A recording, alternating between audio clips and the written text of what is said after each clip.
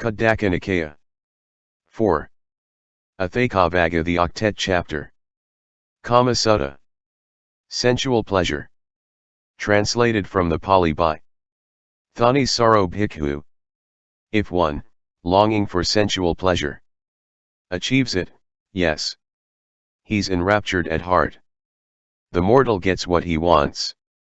But if for that person, longing, desiring, the pleasures diminish, he's shattered, as if shot with an arrow. Whoever avoids sensual desires, as he would, with his foot, the head of a snake, goes beyond, mindful. This attachment in the world. A man who is greedy for fields, land, gold, cattle, horses, servants, employees, women, relatives, many sensual pleasures, is overpowered with weakness, and trampled by trouble. For pain invades him, as water, a cracked boat. So one, always mindful, should avoid sensual desires, letting them go. He'd cross over the flood, like one who, having bailed out the boat, has reached the far shore. Khuddhaka Sutta. The cave of the body. Translated from the Pali by Thanissaro Bhikkhu. Staying attached to the cave, covered heavily over. A person sunk in confusion is far from seclusion. For sensual pleasures, sensual desires, in the world, are not lightly let go. Those chained by desire, bound by becoming's allure, aren't easily released. For there's no liberation by others' intent, in front or behind, on hunger for sensual pleasures, here or before. Greedy for sensual pleasures, busy, deluded, ungenerous, entrenched in the out-of-tune way, they impelled into pain lament. What will we be when we pass on from here? So a person should train, right here and now, whatever you know, as out of tune in the world. Don't, for its sake, act out of tune. For that life, the enlightened say, is short. I see them in the world, floundering around.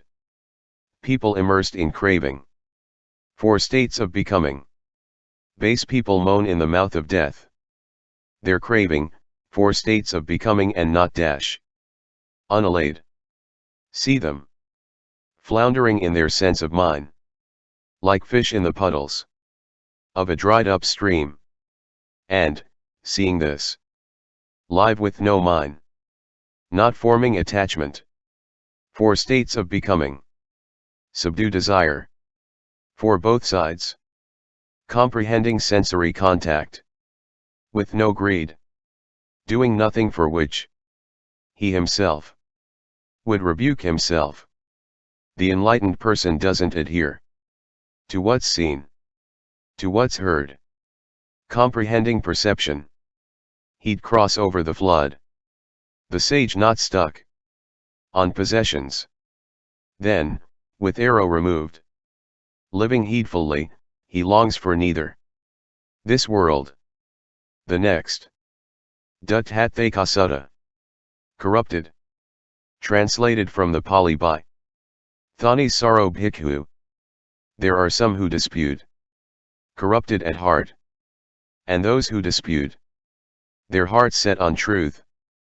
But a sage doesn't enter a dispute that's arisen, which is why he is nowhere constrained.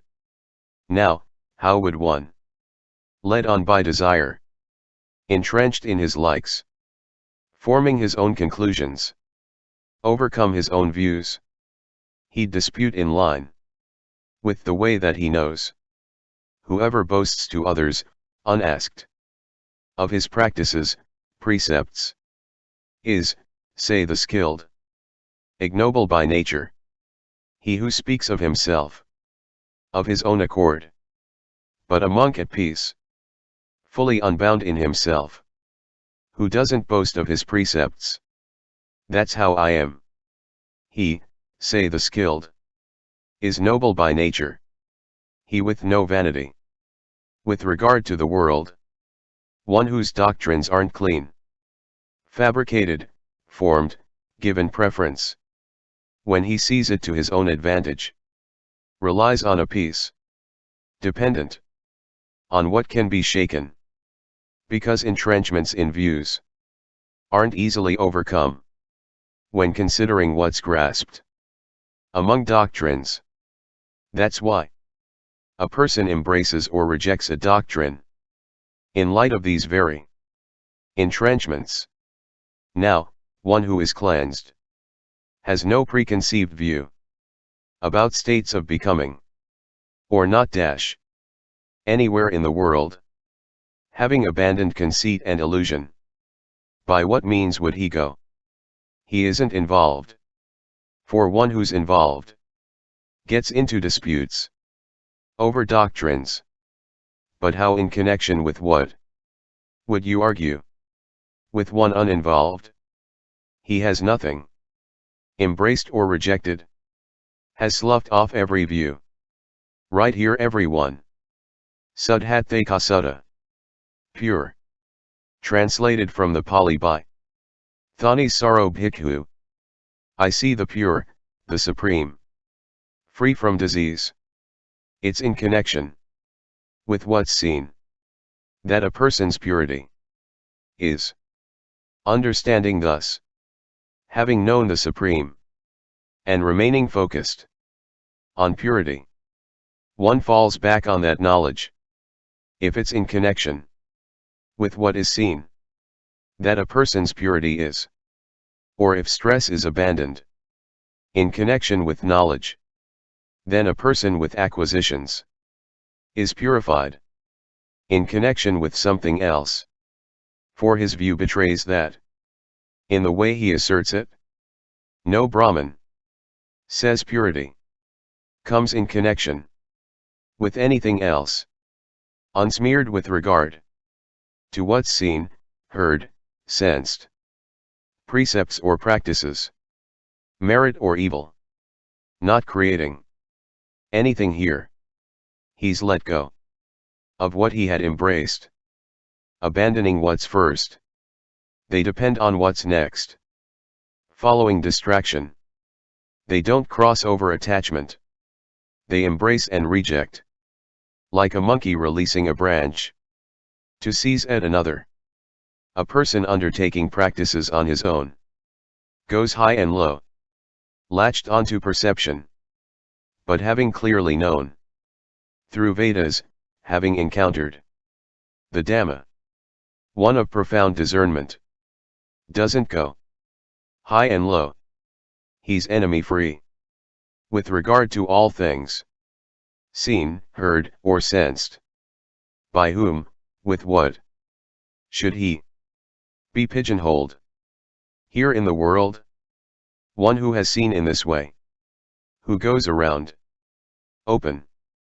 They don't conjure, don't yearn, don't proclaim utter purity, untying the tied up knot of grasping. They don't form a desire for any thing at all in the world. The Brahman, gone beyond territories, has nothing that, on knowing or seeing, he's grasped. Unimpassionate for passion, not impassioned for disdash. He has nothing here. Paramatthaka Sutta. Supreme. Translated from the Pali by Thanissaro Bhikkhu. Copyright. When dwelling on views as supreme, a person makes them the utmost thing in the world, and, from that, calls all others inferior. And so he's not free from disputes when he sees his advantage in what's seen, heard, sensed, or in precepts and practices. Seizing it there, he sees all else as inferior. That, too, say the skilled, is a binding knot. That independence on which You regard another as inferior.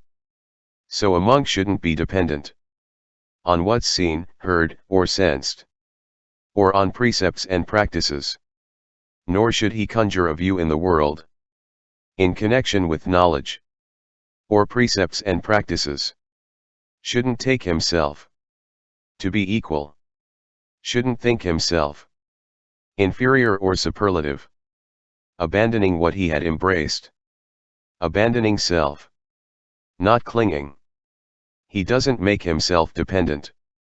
Even in connection with knowledge. Doesn't follow a faction among those who are split. Doesn't fall back on any view whatsoever. One who isn't inclined toward either side. Becoming or not dash. Here or beyond. Who has no entrenchment when considering what's grasped among doctrines. Hasn't the least preconceived perception with regard to what's seen, heard, or sensed. By whom, with what, should he be pigeonholed? Here in the world? This Brahmin, who hasn't adopted views. They don't conjure, don't yearn, don't adhere even to doctrines. A Brahmin not led by precepts or practices. Gone to the beyond. Such doesn't fall back. Jara Sutta. Old age. Translated from the Pali by Thanissaro Bhikkhu. Copyright. How short this life. You die this side of a century. But even if you lie past, you die of old age. People grieve for what they see as mine. For nothing possessed is constant. Nothing is constantly possessed. Seeing this separation simply as it is, one shouldn't follow the household life. At death a person abandons what he construes as mine. Realizing this, the wise shouldn't incline to be devoted to mine. Just as a man doesn't see, on awakening, what he met in a dream. Even so he doesn't see, when they are dead, their time done, those he held dear, when they are seen and heard. People are called by this name or that, but only the name remains to be pointed to, when they are dead. Grief, lamentation, and selfishness are not let go by those greedy for mine. So sages, letting go of possessions, seeing the secure, go wandering forth. A monk, living withdrawn, enjoying a dwelling secluded. They say it's congenial for him. He who wouldn't, in any realm, display self. Everywhere, the sage, independent, holds nothing dear or undear. In him, lamentation and selfishness, like water on a white lotus, do not adhere. As a water bead on a lotus leaf, as water on a red lily, does not adhere. So the sage does not adhere to the seen, the heard, or the sensed. 4. Cleansed. He doesn't construe in connection with the seen, the heard, or the sensed. In no other way does he wish for purity. For he neither takes on passion, nor puts it away. Tisametya Sutta. Tisametya. Translated from the Pali by Thanissaro Bhikkhu. Tell the danger, dear sir. For one given over to sexual intercourse, having heard your teaching, will train in seclusion. The Buddha. In one given over to sexual intercourse, the teachings confused, and he practices wrongly. This is ignoble. In him, whoever once went alone, but then resorts to sexual intercourse, like a carriage out of control, is called vile in the world. A person run of the mill, his earlier honor and dignity lost. Seeing this, he should train himself to abandon sexual intercourse. Overcome by resolves. He broods. Like a miserable wretch. Hearing the scorn of others. He's chagrined. He makes weapons. Attacked by the words of others. This, for him, is a great entanglement. He sinks into lies. They thought him wise when he committed himself to the life alone. But now that he's given to sexual intercourse, they declare him a fool. Seeing these drawbacks, the sage, here before and after, stays firm in the life alone. Doesn't resort to sexual intercourse. Would train himself in seclusion. This, for the noble ones, is supreme. He wouldn't, because of that, think himself better than others. He's on the verge of unbinding people enmeshed in sensual pleasures. Envy him. Free. A sage. Leading his life. Unconcerned for sensual pleasures. One who's crossed over the flood. Pasura Sutta. To Pasura. Translated from the Pali by Thanissaro Bhikkhu. Only here is their purity. That's what they say. No other doctrines are pure. So they say. Insisting that what they depend on is good. They are deeply entrenched in their personal truths. Seeking controversy, they plunge into an assembly. Regarding one another as fools. Relying on others' authority. They speak in debate. Desiring praise, they claim to be skilled. Engaged in disputes in the midst of the assembly. Anxious, desiring praise. The one defeated is chagrined. Shaken with criticism, he seeks for an opening. He whose doctrine is judged as demolished, defeated, by those judging the issue. He laments, he grieves the inferior exponent. He beat me, he mourns. These disputes have arisen among contemplatives. In them are elation, dejection. Seeing this, one should abstain from disputes. For they have no other goal than the gaining of praise. He who is praised there for expounding his doctrine in the midst of the assembly laughs on that account and grows haughty, attaining his heart's desire. That haughtiness will be his grounds for vexation. For he'll speak in pride and conceit. Seeing this, one should abstain from debates. No purity is attained by them, say the skilled. Like a strong man nourished on royal food. You go about, roaring, searching out an opponent. Wherever the battle is. Go there, strong man. As before, there's none here. Those who dispute, taking hold of a view. Saying, this, and this only, is true. Those you can talk to. Here there is nothing. No confrontation. At the birth of disputes. Among those who live above confrontation. Not pitting view against view. Whom would you gain as opponent, Pasura? Among those here.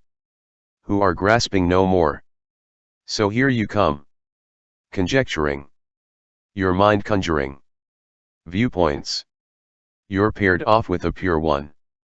And so cannot proceed.